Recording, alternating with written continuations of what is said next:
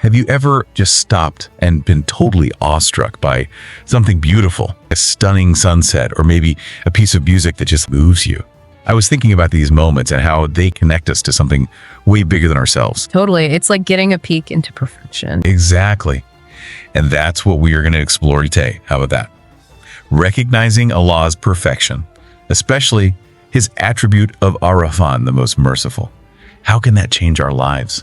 We're going to get some insights from Ar-Rahman's work, Genius Beyond Compare, how Allah's perfection transforms our lives. Oh, yeah, I love that piece. And you might know him from Happiness is a Choice or his channel, The Broke Entrepreneur. He's great. What I find so cool about this piece is how it digs into seeing Allah's perfection in the world all around us and how that can shift our whole perspective on ourselves, our goals, even our work. So let's start with something that everyone can relate to.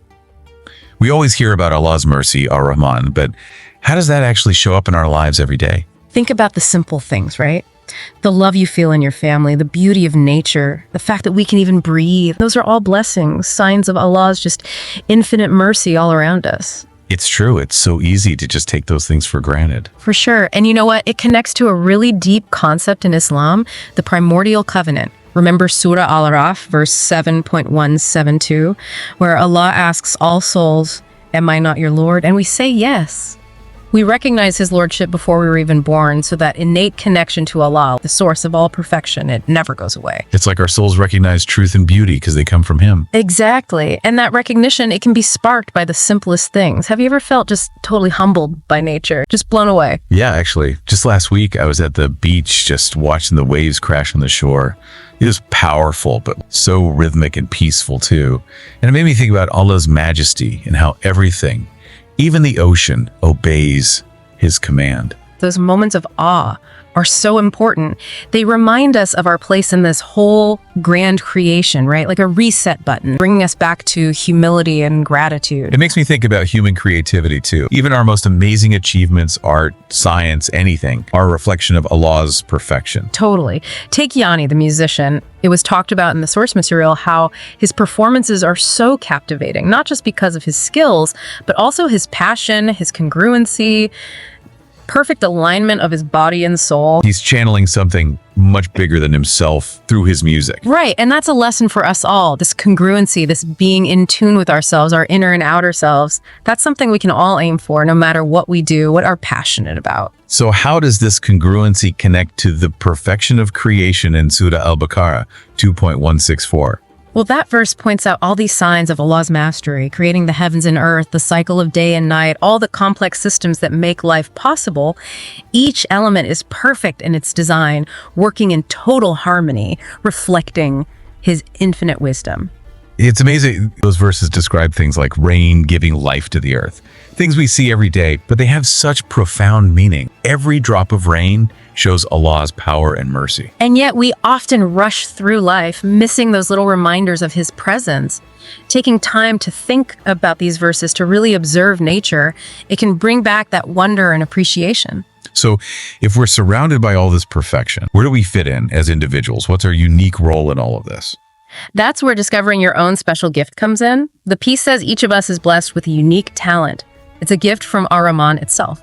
And with that comes this passion, this urge to develop it. It's like we each get a piece of the puzzle to add to this masterpiece. Absolutely. The piece talks about this difference between following your passion and feeling stuck in a job that just doesn't resonate with you. Have you ever felt that? Your work just wasn't really matching your purpose? Oh yeah, definitely. I think many people can relate to that. It's totally different to be working hard at something you love versus just going through the motions. The key is recognizing that gift from Ar-Rahman and honoring it by pursuing it with excellence, with Ihsan. Ihsan means doing things as if you see Allah, utmost sincerity, aiming for perfection. So it's not just finding your passion, but doing it with purpose and dedication. It reminds me of a friend who left her corporate gig to open a bakery. She put so much love into every cake. You can tell she's not just baking, she's expressing her God-given talent with Ihsan. That's beautiful. Aligning action with passion, letting those talents shine. Yeah. It's understanding that Allah's gifts are meant to be shared. They benefit us and others. We talk about embodying those gifts with excellence. I can't help but think about the Prophet Muhammad, peace be upon him. His whole life was about recognizing and reflecting Allah's attributes. It is inspiring to think about his constant awareness of Allah and how that affected everything he did, especially how he treated other people. But honestly, is it even possible to keep that level of awareness all the time, especially when things get tough? It is a journey, that's for sure, a lifelong journey. And the Prophet, peace be upon him, shows us exactly how to navigate those tough times with grace and unwavering faith. That story about him and Abu Bakr in the cave when the Quraysh were chasing them. Oh, yeah. Abu Bakr was scared, but the Prophet, peace be upon him, reassured him, saying, "Do not worry, Allah is with us." Quran 9:40. That story always gives me chills. To have that much trust and peace in a situation like that, that's amazing. Exactly. It shows the power of thinking about Allah's attributes, especially when things are hard.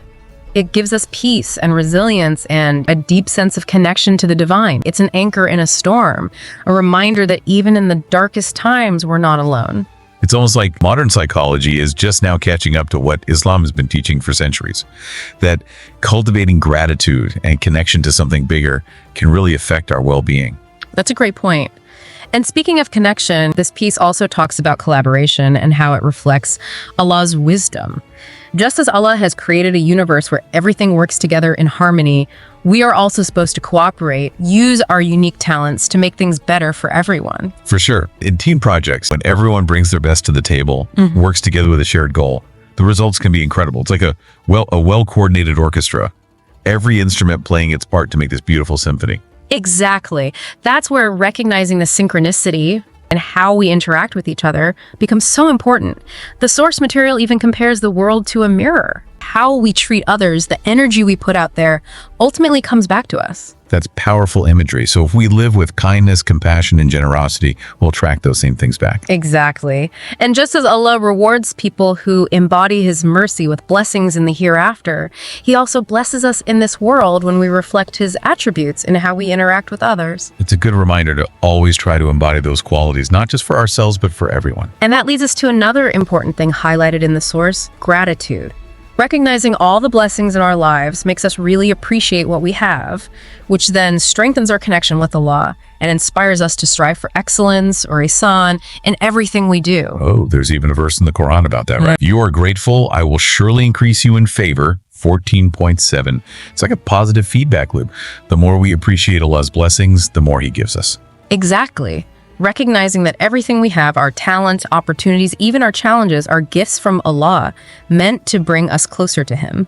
And this gratitude, it fuels our desire to excel, to really make the most of these gifts for ourselves and for others. So how do we actually put this into practice? You know, Ihsan, striving for excellence in everything, it sounds kind of overwhelming. Where do we even start? It doesn't have to be a massive change all at once. Start small. Like the piece suggests, pick one area of your life where you can apply Ihsan, maybe your work, relationships, even your daily routine. The point is to bring intention and excellence into everything you do. So instead of just going through the motions at work, really try to get amazing results, put my heart into it knowing I'm not just working for a paycheck, but for Allah's pleasure as well. Exactly. It's a mindset shift. Right. Or maybe it's about being more present with your loved ones, really listening to them, giving genuine support, treating them with kindness and respect, putting that intention and excellence into all parts of your life. So recognizing Allah's perfection isn't just about appreciating it. It's about actually reflecting those qualities in our lives. You got it. Embodying those attributes, mercy, compassion, excellence, in everything we do. It's realizing we're a part of something way bigger than ourselves, striving to reflect these divine qualities in how we live every day. Remembering that the world is like a mirror reflecting back what we put out there, and ultimately it's understanding that our journey to improve ourselves is a journey toward Allah. Wow, this has been so insightful. I'm sure everyone listening is eager to hear your final thoughts. It's like that saying, be the change you want to see in the world, but here it's more like reflect the perfection you want to experience. You're right, exactly. And that actually brings us to our last point. We're all on this journey of self-improvement. None of us are perfect, striving for that excellence. For Ihsan is a process of constantly growing. It's about making those little choices every day that align with Allah's attributes. So it's not about reaching some impossible level of perfection, but just always trying to be better to embody those qualities more fully. Exactly. The piece even talks about how important patience and perseverance are on this journey. A seed takes time to sprout and grow into this beautiful tree. Our spiritual development also needs time and effort and consistent nurturing. That makes sense. Like a muscle we have to work out, right? Yeah. We can't expect to master Ihsan overnight. It's got to be those small, consistent efforts day after day. You got it. And the beauty is that those small efforts, they build up over time. They lead to big transformations in our lives. Like that hadith where the Prophet, peace be upon him, said, "The most beloved deeds to Allah are those done regularly, even if they are small." It's a reminder that consistency is key when it comes to our spiritual growth. So to wrap it all up, recognizing Allah's perfection isn't just something we think about. It's a call to action. It's about living those attributes: mercy, compassion, excellence in everything we do. Perfectly said. It's about knowing that we're part of something much bigger than ourselves and trying to reflect those amazing qualities in how we live. Remembering the world is like a mirror. It reflects back what we put out there, and ultimately understanding that working on ourselves is a way of moving closer to Allah. This has been such an inspiring conversation. Thank you so much for sharing your thoughts with us today. Oh, the pleasure was all mine. May Allah grant us all the ability to see His perfection and reflect it in our own lives. And for everyone listening, if you want to learn more about this stuff, personal growth, entrepreneurship, check out The Broke Entrepreneur. It's an amazing resource with practical advice and inspiring stories. Don't forget, the Quran's wisdom is timeless. Apply it today.